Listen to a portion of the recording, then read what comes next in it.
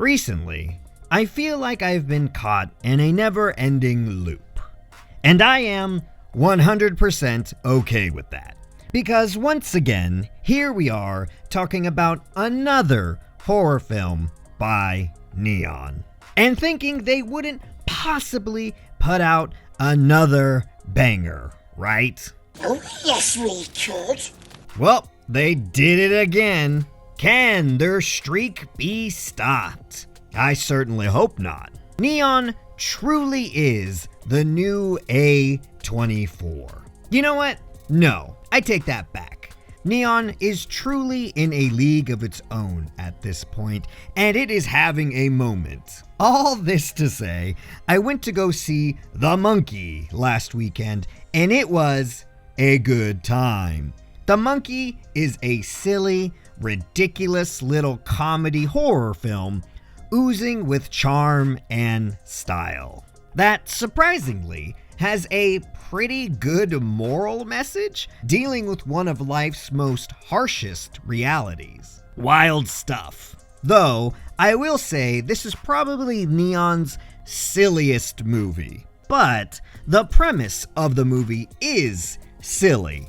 A cursed toy monkey that kills. And I like that instead of trying to take this silly concept and make it into a real serious horror film, they went headfirst into pure ridiculousness, focusing more on being stylistic, entertaining, and charming. There are still horror elements, mostly in the gore department, but it's so over the top, it's almost cartoonish and funny, which is clearly what they were going for. And the visuals were so unique and stunning with a good mixture of both practical and CGI effects. It seems every time I go to see a Neon film, they are always doing something new. And The Monkey is no different. Now, is it the greatest horror movie I've ever seen? No.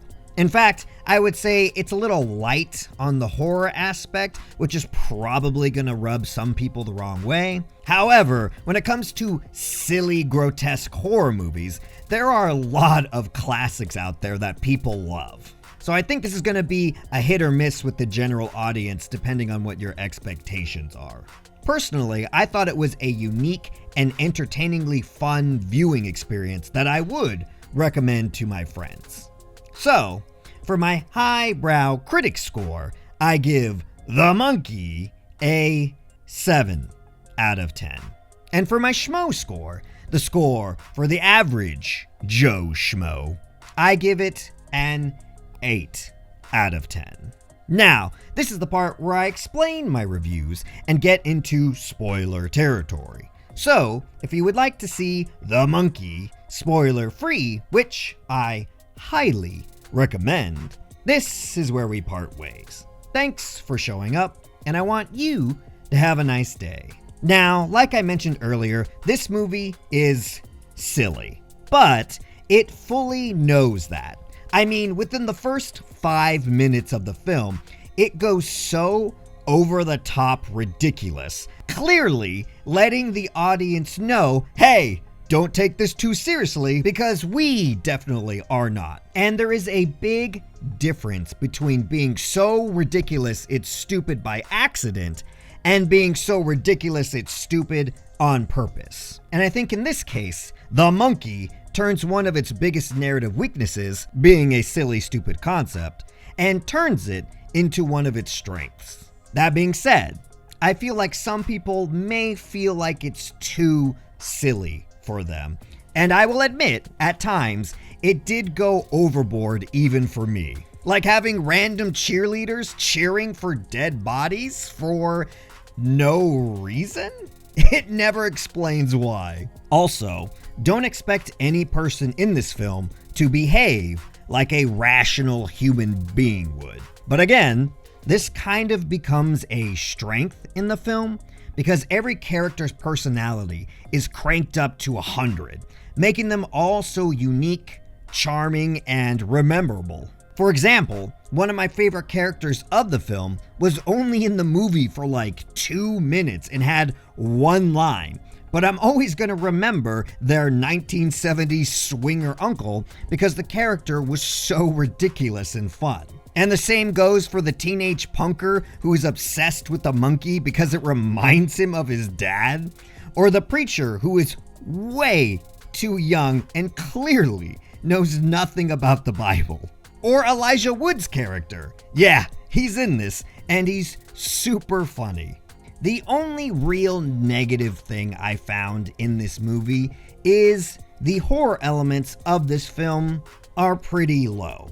At best, it's just some unsettling scenes or grotesque visuals. There is a lot of violence in this movie, but like I mentioned earlier, it's so over the top, it's literally cartoonish, where you have people being blown to bits after being electrocuted, or having objects shoved down their throats and then their necks taking the form of that object. That being said, the effects department did a really good job in making all of this silly stuff look and feel really gnarly.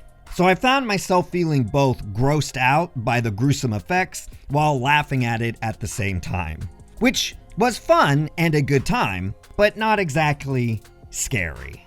Also, part of the horror of this story was supposed to come from the tension of not knowing who the monkey's next victim was, as it just chose a person at random to kill.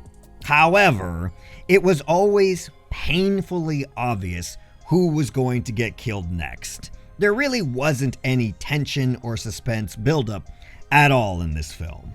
So like I said, a little light on the horror aspects of the film, other than the tone, the visuals, and the sheer amount of people killed in this film. Although, like I mentioned, that's not unheard of. There are plenty of cult classics or horror films that are beloved by many that are just like this, silly and gory. And I think The Monkey will fit perfectly in this line. Altogether though, if you're looking for a film that has unique visuals, entertaining characters, and is just plain fun, I highly recommend you check out The Monkey. Oh, and for all of you who are still here, at the end of the credits, there is a little sneak preview of another neon horror film that's coming out soon. And yep, it looks good too.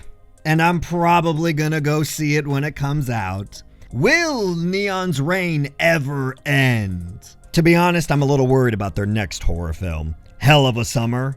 I'm afraid it's gonna have too much of that millennial cringe self-aware humor, but I guess we'll just have to wait and see. Anyways, thanks for being here. I appreciate you, and I'll catch you at the next one.